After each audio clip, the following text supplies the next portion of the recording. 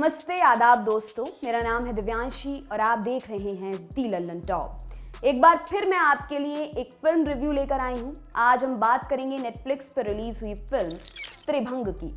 आप दर्शकों के लिए फिल्म हमारे साथी मुबारक ने देखी है और उन्होंने ही इस फिल्म की रिव्यू लिखी है। आइए जानते हैं उनको ये फिल्म कैसी लगी। भले ही भारतीय सिनेमा कितनी ही तरक्की कर गया हो, लेकिन आज भी ऐसी विमेन सेंट्रिक फिल्में दुर्लभ ही हैं जहां कोई मर्द हीरो बनकर महिलाओं का तारणहार ना रहा हो। ऐसे में जब एक ऐसी फिल्म आती है जिसकी न सिर्फ तमाम लीडिंग स्टार कास्ट बल्कि डायरेक्टर भी एक महिला हो, तो उससे थोड़ी तो उम्मीदें बढ़ ही जाती हैं। क्या त्रिभंग इन उम्मीदों पर खरी उतरती है? आइए सब कुछ जानते हैं। सबसे पहले कहानी क्या है। त्रिभंग एक ओडिसी नृत्य का पोज है जिसमें डांसर का शरीर 3 अलग अलग दिशाओं में बेंड हुआ होता है। फिल्म भी ऐसी ही कुछ बात कहती है। 3 महिला किरदारों की एक दूसरे से विपरीत सोच और उससे उपजे अलग अलग नजरिए की ये 3 जनरेशंस की कहानी है। बगावती तेवर वाली लेखिका नयनतारा आप्टे, उसकी फिल्म स्टार और ओडिसी डांसर बेटी अनुराधा और अनुराधा की हैप्पी गो लकी नेचर वाली बेटी माशा। नयनतारा अपनी बायोग्राफी लिखवा रही है क्लिष्ट हिंदी बोलने वाले लेखक मिलन उपाध्याय से। ऐसे ही एक सेशन में नयनतारा को स्ट्रोक आता है और वो कोमा में पहुंच जाती है। हॉस्पिटल में अपनी मां के सिरहाने मजबूरन लैंड हुई अनुराधा अच्छी कड़वी यादों के बीच खुद को फंसा हुआ पाती है।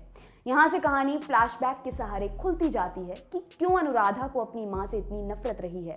क्या इस नफरत का कोई अच्छा बुरा असर उसकी खुद की बेटी पर हुआ या सिर्फ किरदार बदले और कहानी वही रही? ये सब जानने के लिए फिल्म देखिए, निराश नहीं होंगे। अपने अपने संघर्ष। त्रिभंग अपने आप में एक साहसिक कोशिश है। ये महिलाओं की चॉइस पर बात तो करती है पर ज्ञान देने की टोन में नहीं। महिलाओं के हिस्से आने वाले अलग अलग संघर्ष दिखाते वक्त ये बेचारगी का रास्ता नहीं चुनती। ना तो नयनतारा, ना अनु और ना ही माशा बेचारी हैं। इन सब की अपनी अपनी चॉइस रही है और अपने हिस्से आने वाली हर परेशानी को इन्होंने अपने हिसाब से हैंडल किया है। किसी के हिस्से पेट्रियार्की का जहर आया, किसी के हिस्से अब्यूज, तो किसी के हिस्से दकियानूसी सोशल सिस्टम का दंश। नयन ने 80 के दशक वाले भारत में एक महिला की वैचारिक स्वतंत्रता के लिए लड़ाई लड़ी और इस प्रोसेस में अपनी संतान से दूर हो गई। अनु ने अपनी मां के लेखन के प्रति जुनून को बच्चों के प्रति लापरवाही समझा। उससे उपजी नफरत का नतीजा ये निकला कि खुद अपनी औलाद को लेकर ओवर प्रोटेक्टिव हो गई और इसी क्रम में कमोबेश वहीं आकर खड़ी हुई जहां उसकी अपनी मां थी। माशा ने, जिसे परिवार के नाम पर कुछ न हासिल हुआ, जॉइंट फैमिली के कुचक्र में फंसना चुना। कुल मिलाकर त्रिभंग कामयाब माओ को उनकी औलादों के नजरिए से देखने की कोशिश करती है और इस कोशिश में तमाम जरूरी मुद्दे छू जाती है।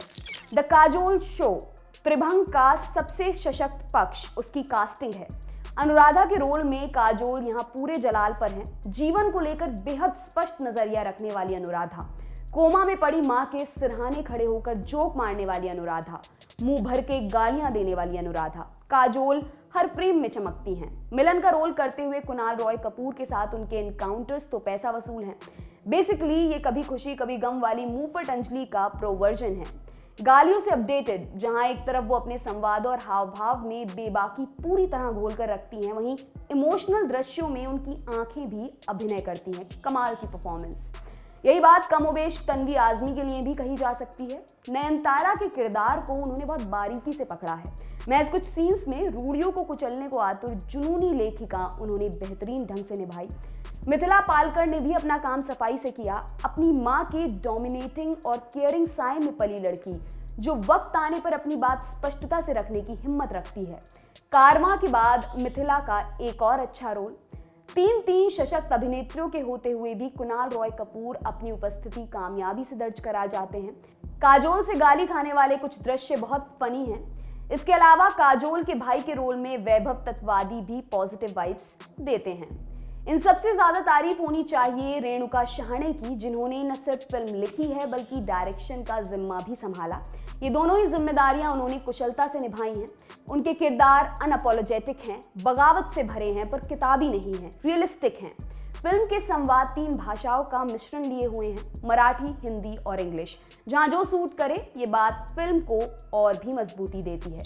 कामयाब मां की निजी जिंदगी को उसके बच्चों की नजर से देखने की कोशिश में पिछले साल आई शकुंतला देवी चूक गई थी। रेणुका की त्रिभंग ये काम कामयाबी से कर जाती है। इस वीकेंड जरूर देखी जा सकती है छोटी सी लेकिन सशक्त फिल्म।